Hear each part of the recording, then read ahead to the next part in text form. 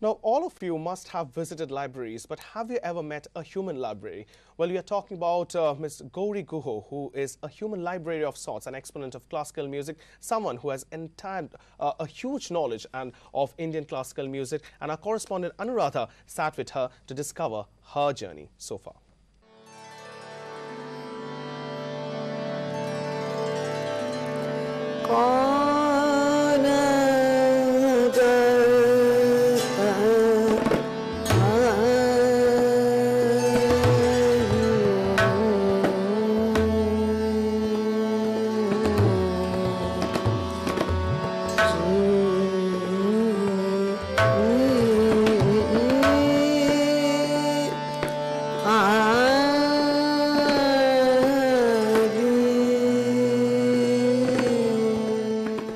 Guri Guha is an acclaimed Indian classical vocalist for the last 35 years with 8 albums to her credit. She's a woman of many parts. Recently, she began promoting tolerance and understanding by being a living book at the Human Library, thereby inspiring hundreds of students. Ma'am, thank you so much for joining us and being on this show. Thank you very much for inviting me.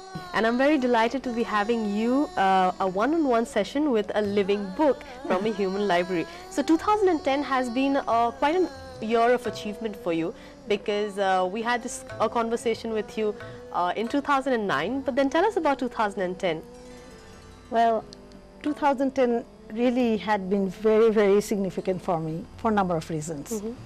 I was telling you when we were discussing that in October 2010, our head of our global human resources, as you know, I work with the bank, Scotiabank. Right.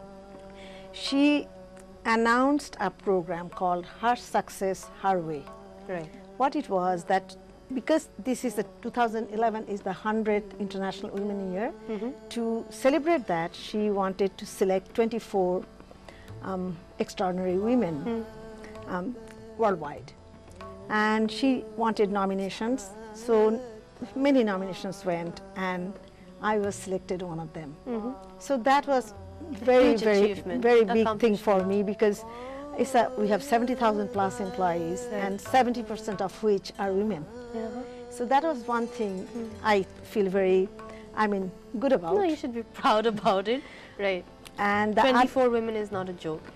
And somewhere I think a lot of importance has to be given to the person, you know, the way you have grown into this, like the way you have been chosen to be one of the living books. Even that is a really inspirational story. It is actually that human book. It was a very unique concept for all of us, and I was selected because I am a registered speaker and I deliver motivational speeches. You've been doing that for really long? For about 2007 May. Okay. I started, and they sent me in different places for delivering speeches. And when they were selecting human books, so I was selected. I didn't even go for the interview, but they just selected through research. And just to talk about the human library, in late 1990s, in Copenhagen, it was introduced to stop violence. Right. Now 30 countries around the world have human library. Canada introduced it last year in 2 libraries, in Edmonton and Hamilton.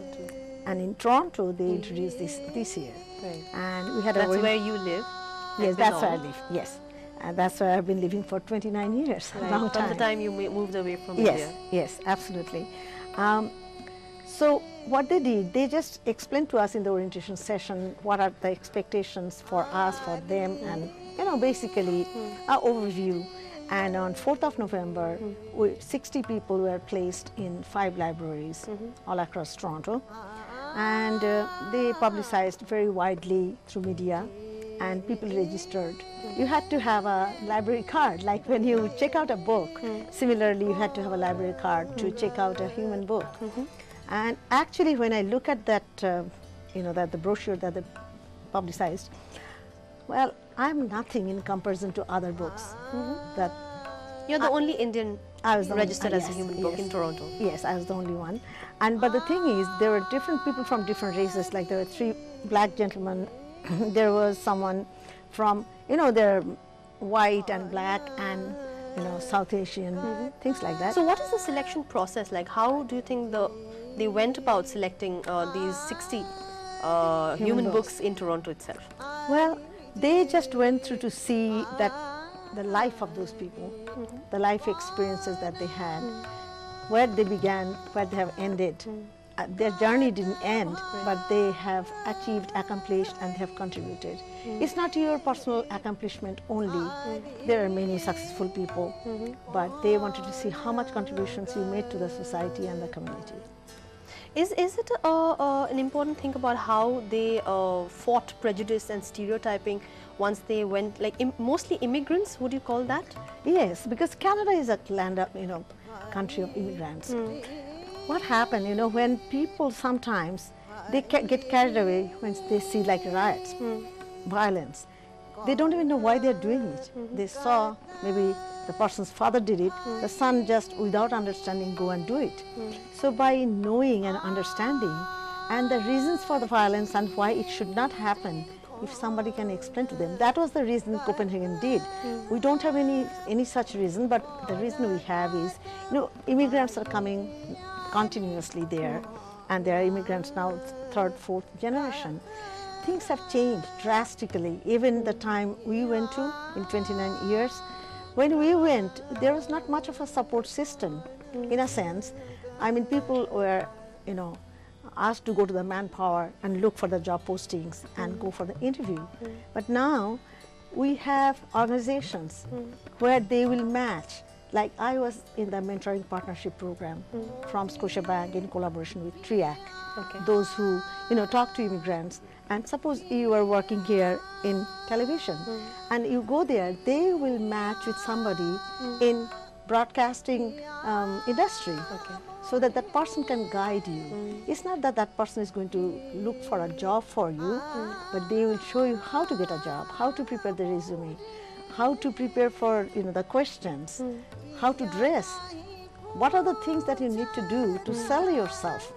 So these are the huge. These are the benefits that you never had 29 we years didn't. back. No. So how difficult was it as an immigrant? Well, I went to the job, but it is always hard. When you go to a different country, you start from scratch, and you were scared? Well, it is kind of, it could be scary because it is unknown. Because you had to leave your roots behind in India. That one thing, and even you can come out of it because you're struggling for your survival and existence, then you don't even think about what you have left behind because you're dealing with the present, right? But the thing is, it all depends on your mentality. If you're determined that I have come here and I will make it, you will make. But you shifted to Canada because you got a job over there. Yes, I was offered because I was in Guyana on ICCR's assignment, and I went for a performance tour. And after the performance, a Canadian musician offered me the job. However, by offering the job, he couldn't have taken me to Canada because they had to advertise 90 days all across Canada to see if they have someone of my qualification and background. Yes, if they had none, then only they will validate. The trial period. Yeah, and the thing is, for me, in my situation, not only I got the immigration, my whole family got on the basis of my, of that job offer. Yeah. So then you were talking about how difficult it was. Well, it is difficult because to find a place to live, you need reference. Nobody wants to give you the apartment. They need, some kind of reference. In order for you, schooling, those things are not problem. Those things are very easy. Wherever you are, your kids will go the nearest school, and they're free, including the books, and there is no tuition. Everything is well taken care of. It's not hard for them, but it's for you to first to find a job to pay your rent and the bill and things like that. Plus the people who do not have that, they couldn't speak in English. That's another big problem. Then they, struggle more than the people who had, an education that background. educational background and the ability to communicate. And with the job and the weather, that is also something is very challenging for people who come from warm countries. So there are a number of challenges. Plus the people who cannot communicate, it's not only speaking in English. Ability to communicate is a different thing. not too many people have that skill, you know. If you don't have it, it could be challenging. And comparing, you know, when combining all of those, people start feel very insecure. But the people who do not have those barriers, they adjust very easily. In my case, it was not a problem. Not a problem. No, because I love challenges. That really encourages me. And challenges, I think, drive you to achieve one thing after another, and that explains how you have so many feathers to your cap. You've added it throughout. Well, that country has a lot of opportunities. In my case, I just looked for the challenges and went after it. Okay. It's all you. The thing that I learned being there, that it is all you. Yeah, there are, you know, somebody can support you, somebody can give you some help. But do you get that help? Being an Indian, let's talk about Indians in Canada. Okay. How are you looked upon? Well, Not you, but the Indians per se. Well, there is no such thing that because if you're Indian or you're black or white, it's all because how you interact, how you present yourself, what kind of self-pride you have. You initiate that respect in people's mind. Nobody gives you anything anywhere in the world. You have to make your place, right? Yeah. So same thing in Canada. Same thing in Canada. And talking about the present and how you interact with your students who come with a library book to check you out as a human book, and what are the questions that necessarily come about? Though it's been quite a little time that you've interacted with students, but what are the first questions that come about? First of all, they want to know about you. It's one-on-one for half an hour each session. In our case, it was the first time, so it might even change, you know, as the year progresses, it might change, right? And it will change because people would be more comfortable and aware of these concepts.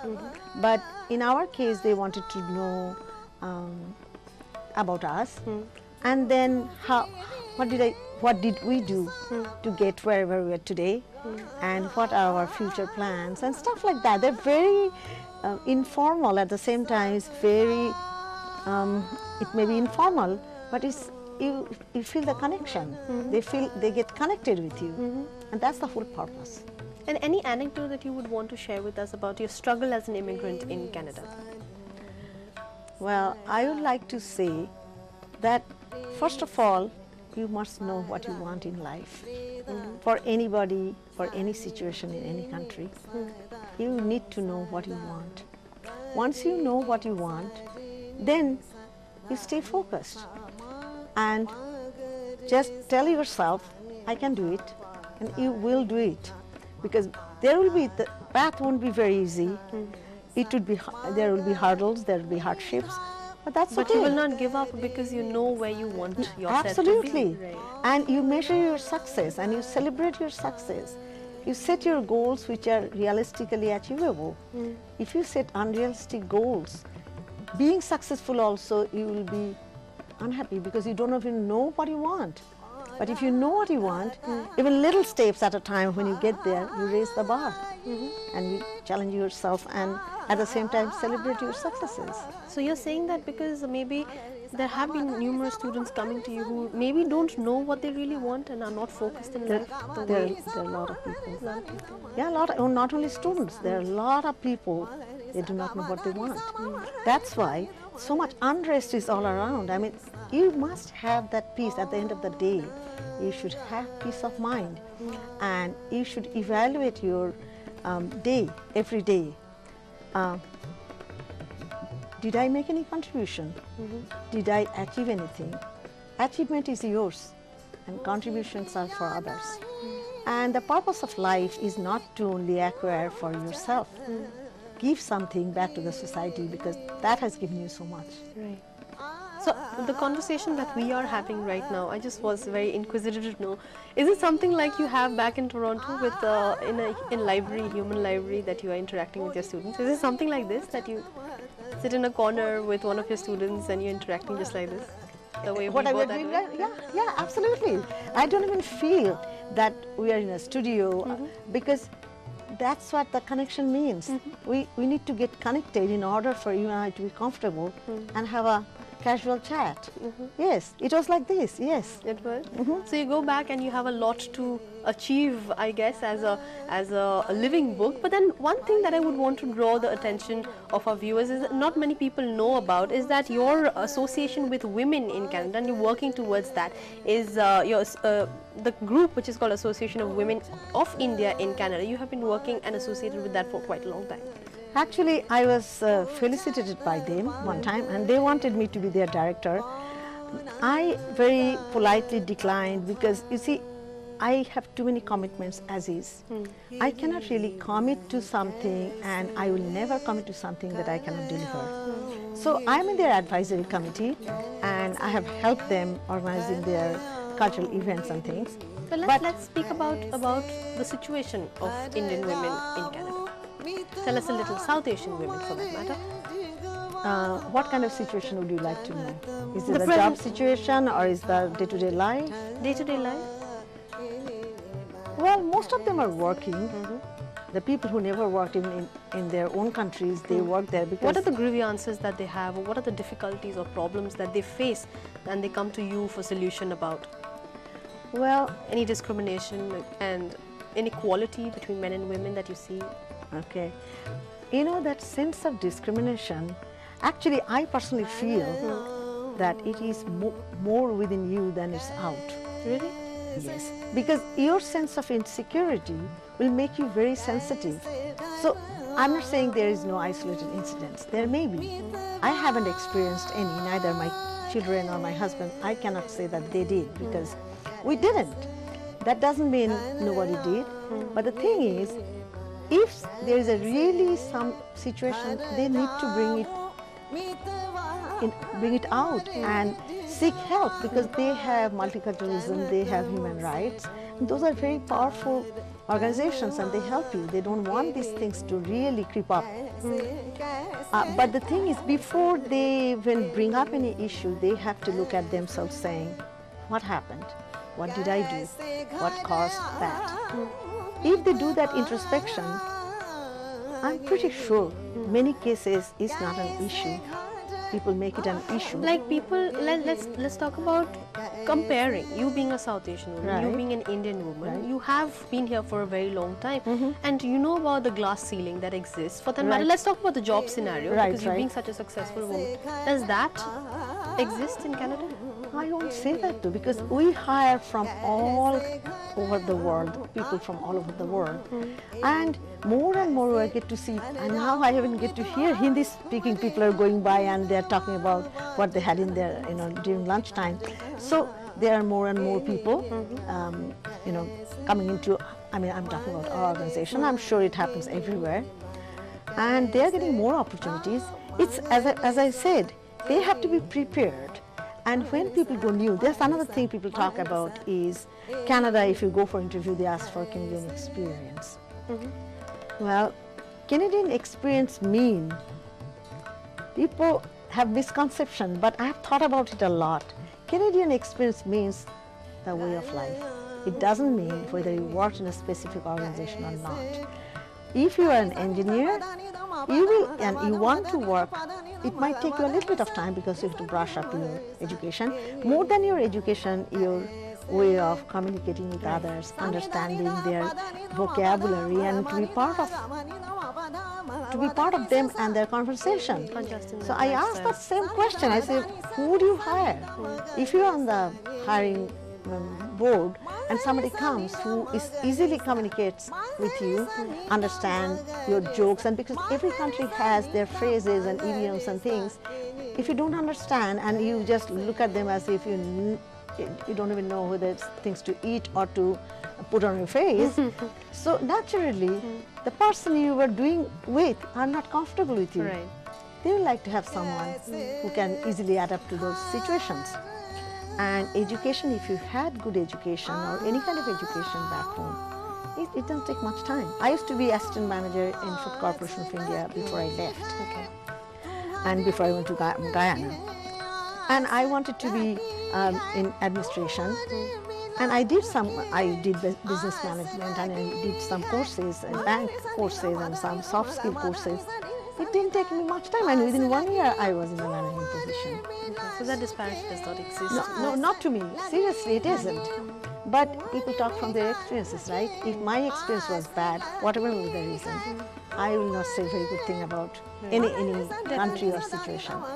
But your contribution as a South Asian woman has been tremendous to Canada and to the world, for that matter, be it through your Indian classical training, you know, the singing, or be it for your motivational speaking capabilities. But in general, what do you think about non-residential South Asians' contribution that you see in Canada? Oh, there are a lot of people are doing a lot of work, a lot of women. Some of them are also delivering speeches, and they are social worker, and they are helping new immigrants. Any whichever way, there are a lot of people, they're very progressive and they're helping. So there's a lot of work yet to be done, but a lot has been done. There's no question Lot has about been it. done. Oh, yes. Like you said, like achievement for yourself and contribution to the society. Yes. But there are also people, I would want to ask you, non-residential South Asians, they are contributing to that society and in the process gaining a lot from the society also. And the skills that they're acquiring from there, do they have any, do they want to get it back to South Asia and then empower these people here? Okay, Do so they have an idea? you are saying whether they want to come back here and do that. Some of them are doing, but you really don't have to physically here. You can even help them being there. Sometimes you can even do more being there, right? Because if you are closely connected with your community back home, wherever the home is, and if you know the needs, if you know what can enhance or help, surely you can. And rather being there, because of the the conversion, you have more opportunities to help financially. And plus you can come, and I'm planning actually coming year, I want to take some, maybe in coming year or the next year, voluntary retirement, and then come here, not permanently, but be here longer. And roots are calling you back. Actually, I never lost touch. I always came, every year I came, and music is my life, right? My music is here, so that's the basic reason I come here every year. I learn, I perform, I listen. So that tie always was, is, and will be. And even through music, the whole thing that has happened in my life is the reason is the music, that's how people got to know about me. And one leads to another. So How has music helped you in your motivation speaking? Has it motivated you enough? Because of that you have taken to this road? absolutely. Because since I have two major professions, it does such a balance in life. I mean, it brings your mind in calm and composed status. You can center your mind, you can concentrate, and you can utilize those qualities no matter what you do. And absolutely, when I mean at our workplace, how stressful and demanding those jobs could be. I have 35 people, sometimes 50, 55 people reporting to me. And dealing with human beings is challenging, it's interesting, it is stressful, but you can only manage them if only you are in a very calm state of mind. So that definitely helped me there. Music. Music, yes. And the skills that I learned being in the corporate world, I utilize them in my music. I'll tell you, because music That's is interesting, because I have also trained in music, but that I've never heard of. The thing is, when you're on the stage, you're communicating with people, aren't you? Right. When you are negotiating with an organizers, you are using your negotiation skill. When you are talking to people or when you're listening to music, you're using your listening skill. So this is not away from your life. All these It's things. a two-way process. Yes, all these things that you learn, you use them, whatever you do, wherever you go, whoever you do with. Yes, absolutely. There is no question about it. So speaking about your first love, that is your first passion, music, what do we get to see in the future, in the near future? Now that you're planning to come back to India, is there any album coming up? Well, I already did 8 albums. Yeah, next year I have a plan to do another one. And the other interesting thing happened in 2010. In Canada, for the first time, there is an artist. His name is Pandit Samir Chatterjee. He is based in New Jersey, and he did a whole night conference in Canada for the first time. And the artists were like Pandit Ramesh Mishra, Pandit Sapan Chaudhary, and I was fortunate to be part of it, and I sang, and then Alam Khan and many others, so whole night. So that is another historical event for Canada, because never happened, and it will keep on happening every year. So I come here, I learn. Even from here, I'll go to my Guruji, Pandit Ajay Chakravarti, to get some lessons. And it is so powerful. I mean, that thirst for knowledge, it continues on, and the research and that you do, and the thinking that is behind it, that is very, very helpful to lead your life. That's what I would say. And that drives you forward. It does. It does. Oh, that is great. I think music is kind of blending your life into one and making you such a great motivation speaker. Now that you are a living book with Human Library, I'm sure that 2011 is going to be a great year, as was 2010. It was a pleasure talking to you. Thank you. Thank you so much, Guri Guha. It's a real pleasure being here.